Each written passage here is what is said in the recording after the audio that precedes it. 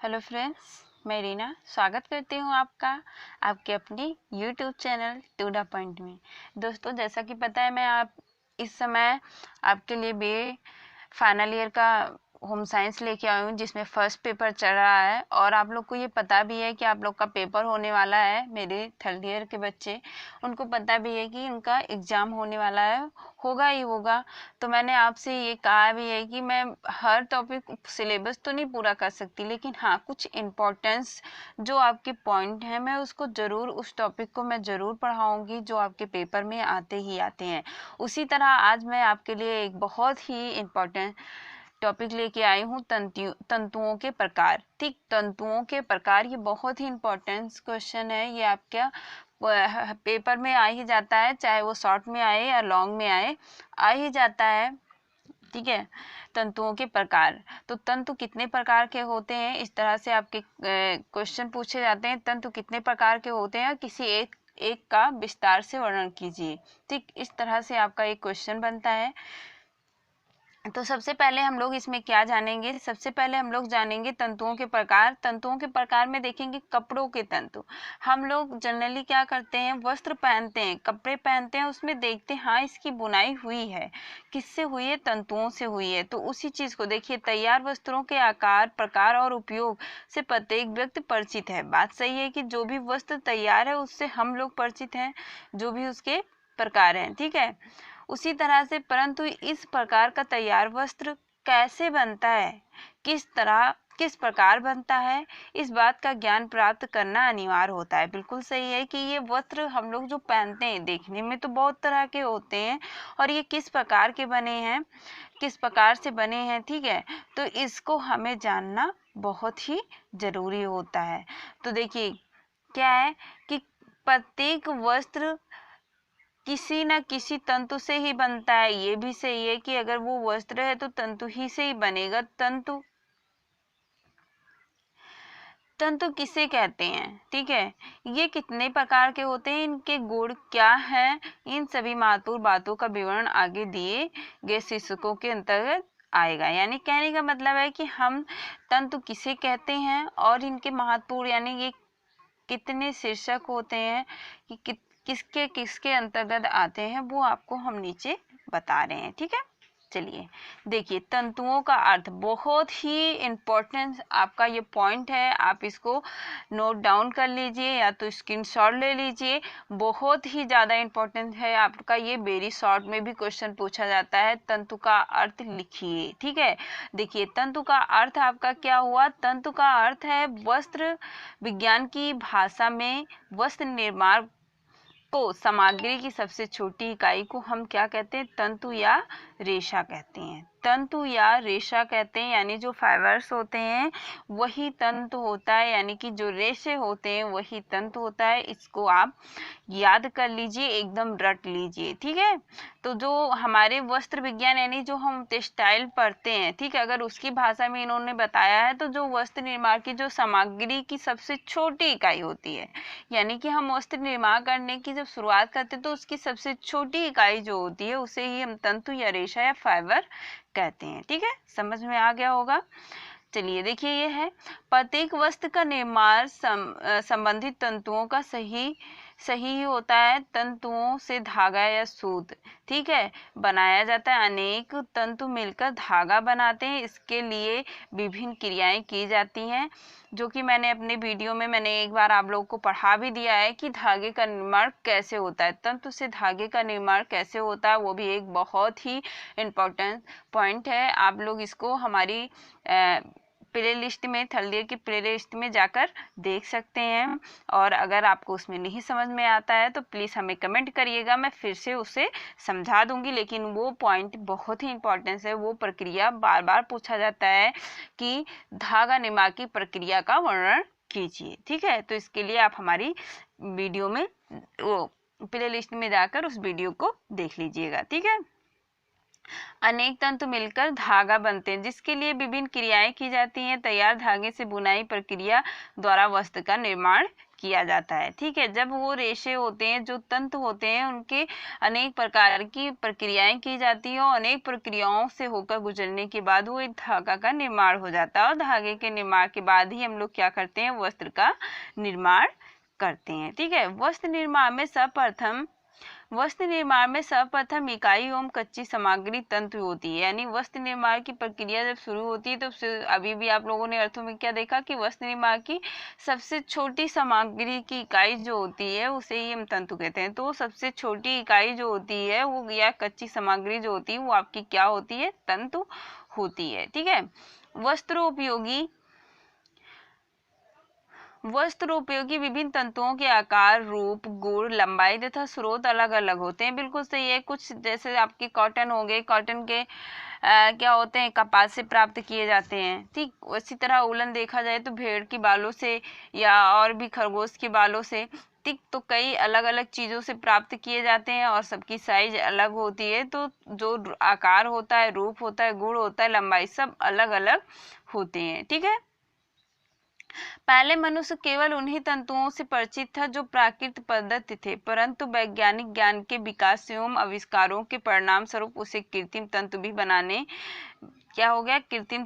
बनाना प्रारंभ कर दिया। ठीक है, ये भी बात बिल्कुल सही है कि सबसे पहले जब ये हुआ था, वस्त्र निर्माण का ज्ञान आया था, तो जो एक सन होता है उसी के हम्प हो गए, सन हो गए, तो ये क्या है, एक प्राकृतिक स्रोत है, इसी का ज्ञान मनुष्य को था और उसी से वो वस्त्र बनाता था। लेकिन जैसे जैसे एक वैज्ञानिक विकास होता गया, उसका ज्ञान होता गया, नए नए आविष्कार होते गए, वैसे कृत्रिम तंतुओं का भी निर्माण होने लगा। ठीक है, किसी भी वस्त्र की विशेषताएं तंतुओं पर ही निर्भर करती है। बिल्कुल सही है कि तंतु आपका कैसा है वो वही आपके वस्त्र पर के गुणों पर निर्भर करता है, जिनसे उसका निर्माण होता है। अतः उत्तम वस्त्र के निर्माण के लिए तंतुओं का उत्तम होना अनिवार्य होता है। यह भी कहा जा सकता है कि निम्न कोटि के तंतुओं से उत्तम श्रेणी का वस्त्र नहीं तैयार किया जा सकता है। ठीक है, तो तंतुओं के श्रेणी भी कई प्रकार के होते हैं, किया जा सकता है। इस स्थिति में तंतुओं के विभिन्न प्रकार को जानना आवश्यक है। हम लोग अब यहाँ क्या जानेंगे कि तंतुओं के विभिन्न प्रकार। तो तंतुओं का वर्गीकरण, आप लोग इसको ध्यान से देखिए। तंतुओं का वर्गीकरण देखिए, वस्त्र निर्माण के विकास एवं विभिन्न वैज्ञानिक आविष्कारों के फलस्वरूप वस्त्र निर्माण के लिए आजकल विभिन्न प्रकार के तंतुओं को अपनाए जाने लगा है। जैसे जैसे वैज्ञानिक आविष्कार होने लगे, वस्त्र निर्माण के अनेक तंतुओं का निर्माण हो गया और अनेक तंतुओं को अपनाया जाने लगा। ऐसे वस्त्र उपयोगी तंतुओं का समुचित वर्गीकरण आवश्यक हो गया, तंतुओं का वर्गीकरण उनकी प्राप्ति के स्रोत के आधार पर किया जाता है। इस आधार पर वस्त्र उपयोगी तंतु दो प्रकार के होते हैं। कितने होते हैं? दो प्रकार के होते हैं। मुख्य रूप से इन्हें दो वर्गों में विभक्त किया गया। प्रथम वर्ग में उन तंतुओं को सम्मिलित किया जाता है जिन्हें हम प्राकृतिक, सबसे पहली दो चीजों में आप लोग को डिवाइड किया गया। प्रथम क्या होता है, जो प्राकृतिक स्रोतों से प्राप्त होते हैं उन्हें प्राकृतिक प्रदत्त तंतु हम प्राकृतिक तंतु कहते हैं। ठीक है, नेचुरल फाइबर कहते हैं। ठीक, जैसे आपका कपास हो गया, लिनन हो गया, जूट हो गया, हेम्प हो गया, रेशम, ऊन आदि, ये क्या है, प्राकृतिक रेशे। ये मुख्य रूप से प्राकृतिक तंतु होते हैं। प्राकृतिक तंतु वस्त्र निर्माण के लिए अति प्राचीन काल से अपनाए जाते हैं। ठीक है, उसी प्रकार आपका द्वितीय वर्ग में क्या आता है, कृत्रिम तंतु आते हैं। देखिए, द्वितीय वर्ग में उन तंतुओं को सम्मिलित किया जाता है जिन्हें वस्त्र निर्माण के लिए कृत्रिम रूप से उद्योगशालाओं में स्वयं तैयार किया जाता है। ये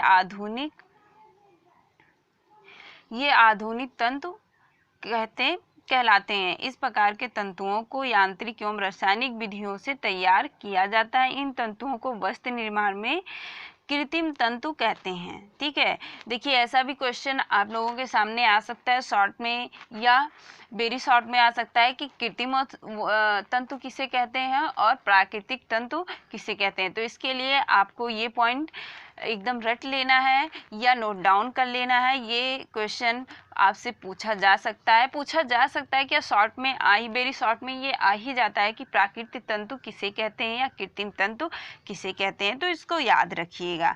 ठीक है, चलिए आगे देखिए मुख्य रूप से क्या होता है, रेयान होता है, आपका नायलॉन होता है। ठीक है,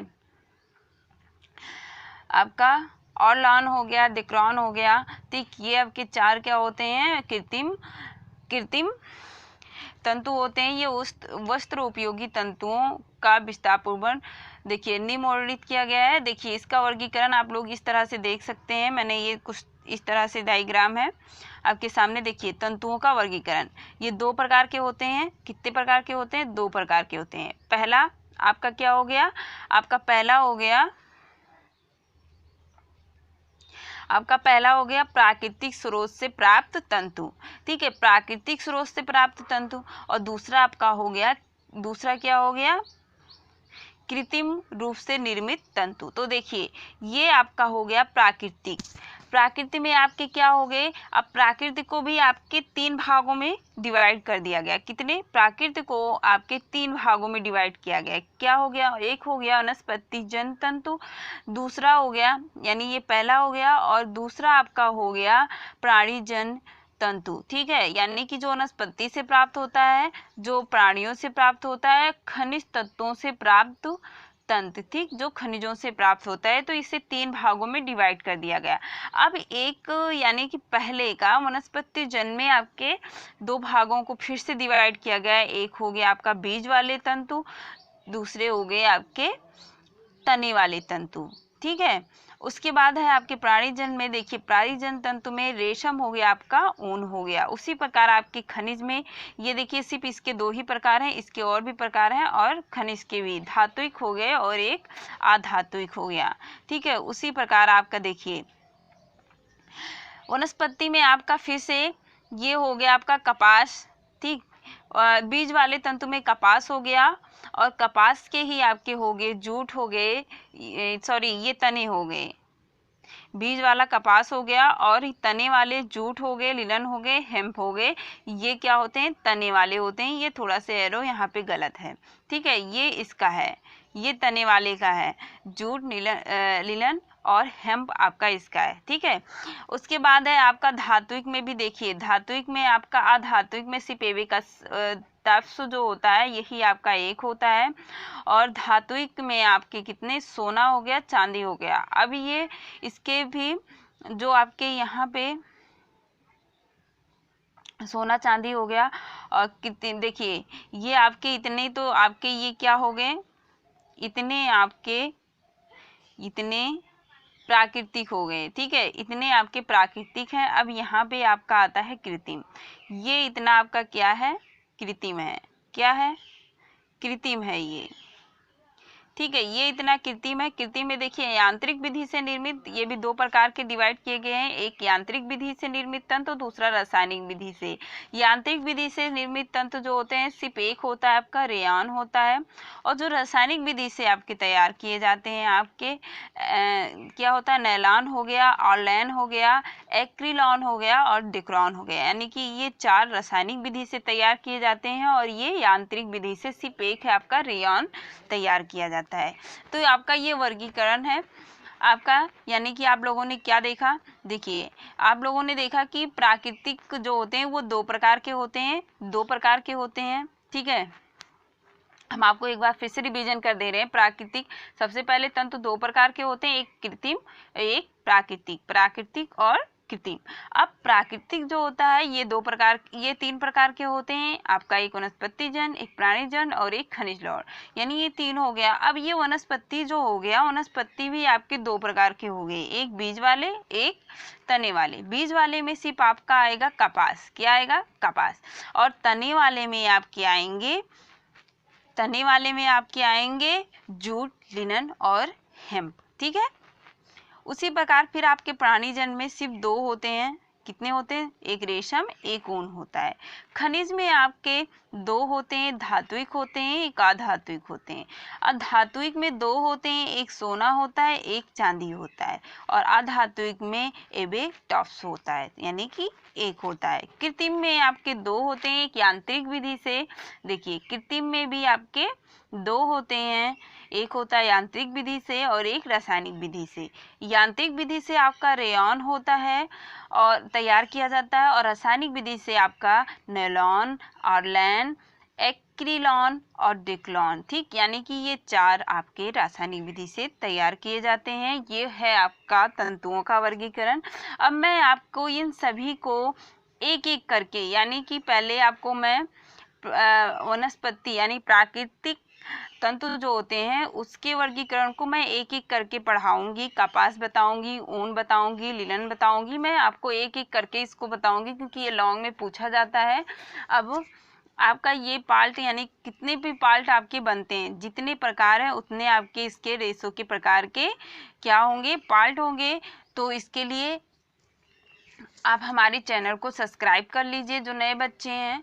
अगर आपको हमारी ये वीडियो पसंद आई हो तो प्लीज़ इसको लाइक करिए, अपने दोस्तों के साथ शेयर करिए ताकि उन सभी को ये वीडियो मिल सके जिसे इसकी ज़रूरत है। ठीक है, इसको शेयर करिए और लाइक करिए, साथ में कमेंट करके बताइए कि आपको हमारा वीडियो कैसा लग रहा है। अगर कोई कमी है तो प्लीज़ उसको बताइए, मैं सुधारने की कोशिश करूँगी। ठीक है, चलिए अगली वीडियो में एक नए टॉपिक, इम्पोर्टेंट टॉपिक के साथ हम फिर मिलते हैं। तब तक के लिए बाय बाय।